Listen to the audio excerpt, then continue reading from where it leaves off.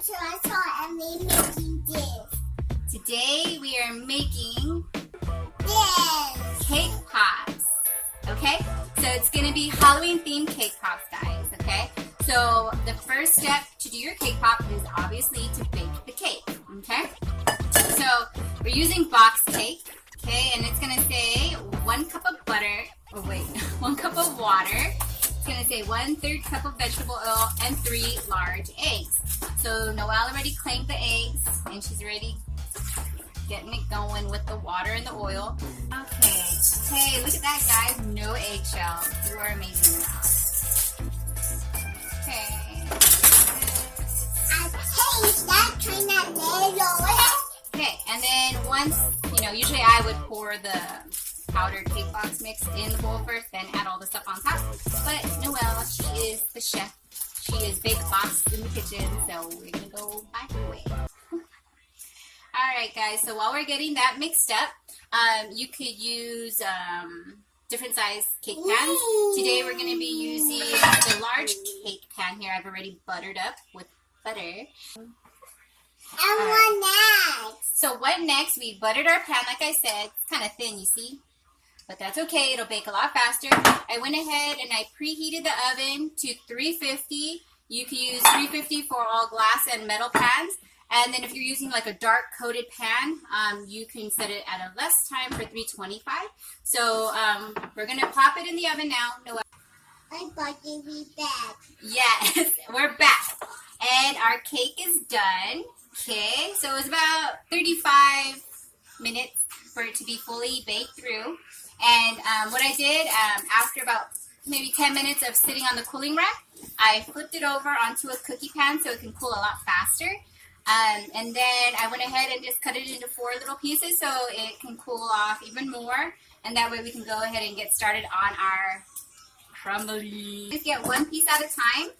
Let's give your child, you can give your kid a little chunk. That was hilarious.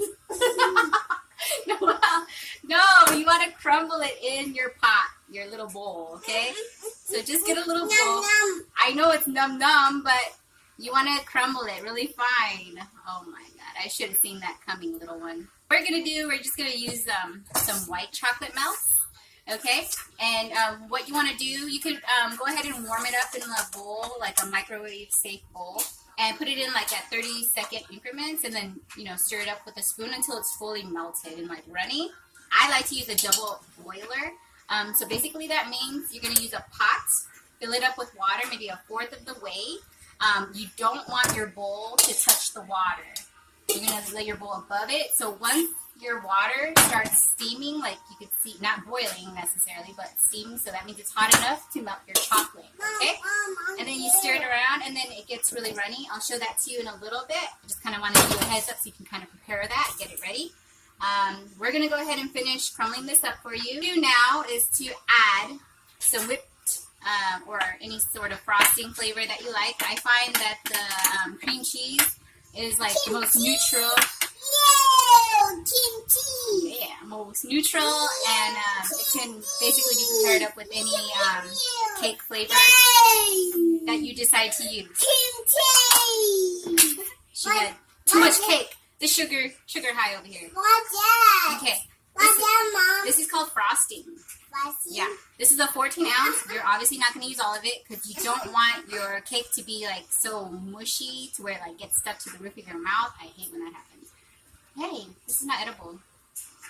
So add a little bit at a time. I would say maybe 1/3. We'll just smooth it out a hopper. Okay. So 1/3. Our hands are clean. Once you find the perfect consistency for your cake mixture, and you're going to use your hands or, again, my favorite multi-purpose scoop here. You're going to scoop the little cookie, or what did I say, cookies? Cake mix, and then you have a perfect size. That way, okay, obviously I need to mix more because it's crumbling. You don't want it to be crumbly, so obviously that means we need more frosting added to it. Not yet, baby girl. It's still not ready. All of our cake balls are done. We scooped them out, rolled them in hand. Then I would suggest putting them in the fridge because they're really soft right now. So if you were to try to put a stick on it and like chocolate dip it, it would slide off that stick. So do not cake pop time. Okay, guys. So our little cake balls are pretty firm now. It was literally like 2 hours that they were sitting in the fridge. And so now from here, Noelle's demonstrating of exactly what we're going to be doing. So I went ahead with the double boiler that I showed you. I had this on top of the, a steaming water. So it pretty much melted. Okay, so I did that. We're going to coat the cake ball in the white chocolate. And then in the microwave, I used a smaller dish and I melted some of the red chocolate to decorate. And then what you can do to make it easier if you're planning on doing like a drizzle is to go ahead and scoop that into a little... See, so I'm just like using my little spatula and just scooping some of the chocolate in the bag so it'll be easier for me to drizzle that onto the cake. So set this aside for when I'm ready to use it when it's dry. Okay, so... No. I just messed up. So you want to chocolate dip your stick first. Like this, see? The tip. Oh no. I know. And then you dip it in the little cake pop. So that way it kind of like stays on the stick.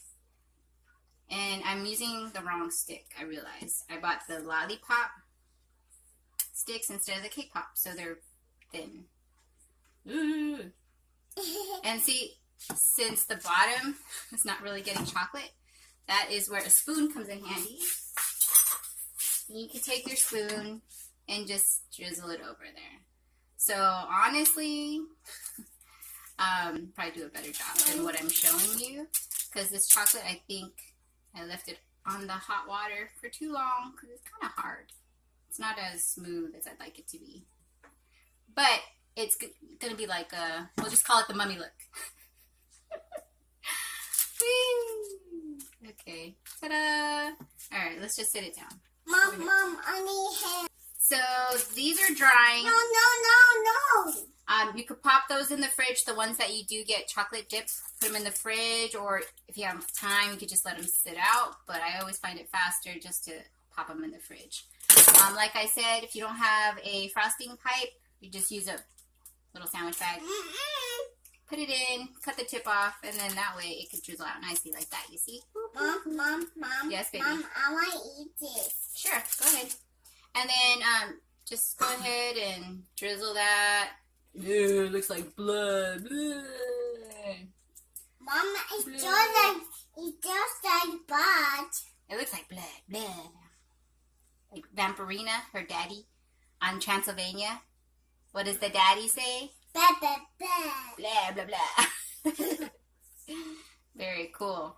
All right, guys. So that is our little tutorial on how to make Halloween cake pop.